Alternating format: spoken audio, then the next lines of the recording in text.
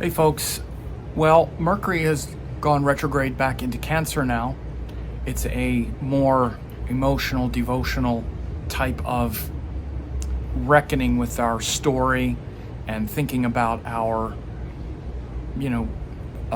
processing and how we communicate. Mercury had been retrograde in Leo, where, again, things can be fast and sharp, and again, we can be moving a little too fast with the story in Leo, or things can seem to be moving fast, making up our mind quickly, and even pondering some mistakes or some consequences of not slowing down and being more thoughtful.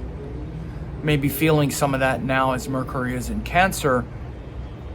A way to really learn from the recent Mercury being retrograde in Leo is that lesson.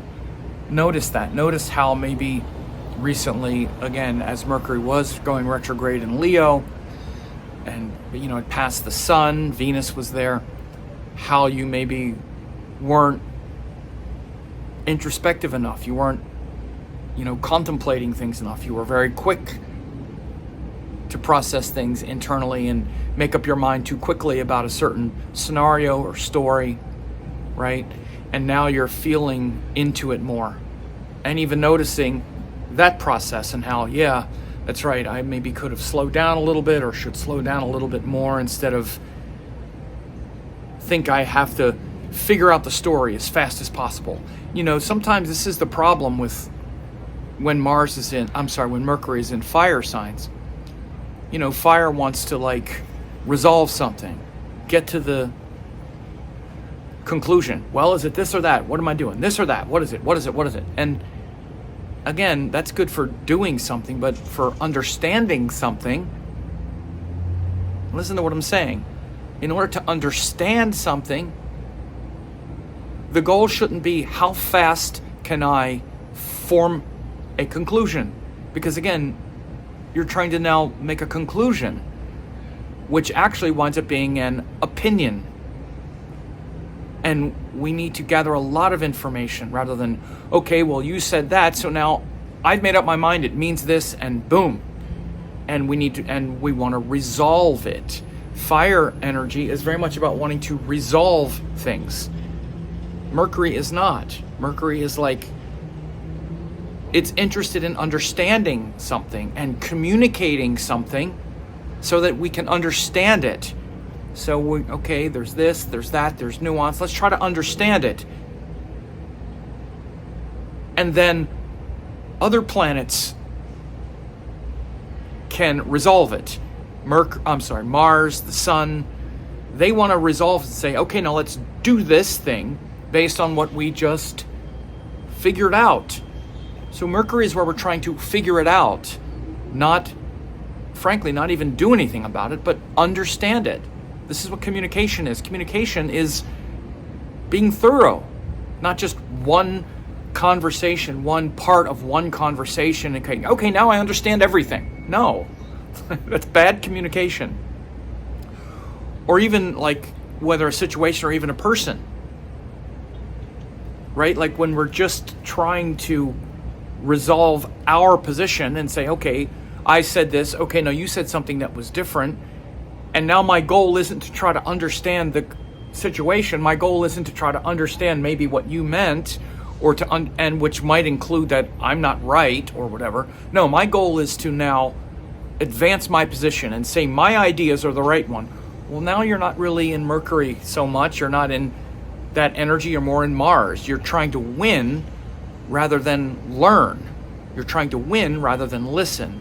Trying to win rather than understand.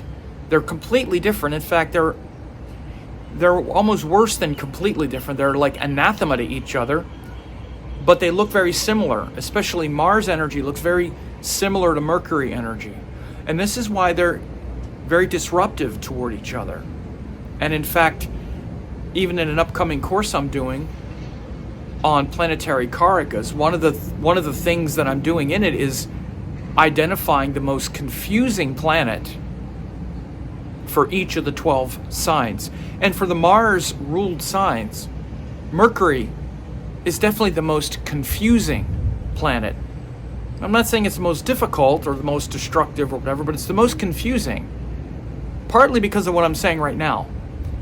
Because opinions and making up our mind and wanting to resolve things and win looks a lot like Mercury. Like, well, I'm thinking about it, we're talking about it, so it's Mercury. Well, you're just now using Mercury to try to win. You're not trying to understand and comprehend, and it can look very different.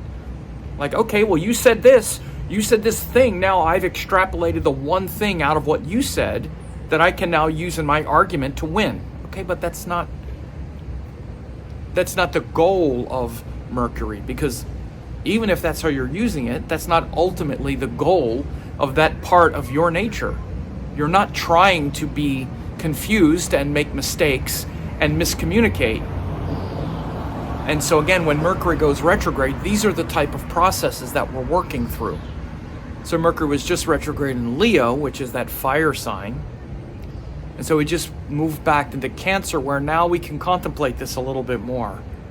Can you slow down a little bit more? Can you be a little more thoughtful with Mercury?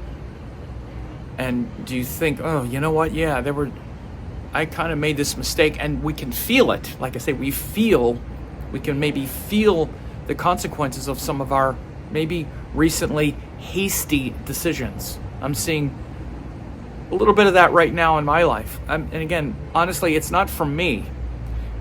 It's with some others around me. And this is one of the things that you might notice. Like if your Mercury is strong, like mine is in Gemini. So even when Mercury gets debilitated or gets retrograde or whatever, the standard of mine is pretty high.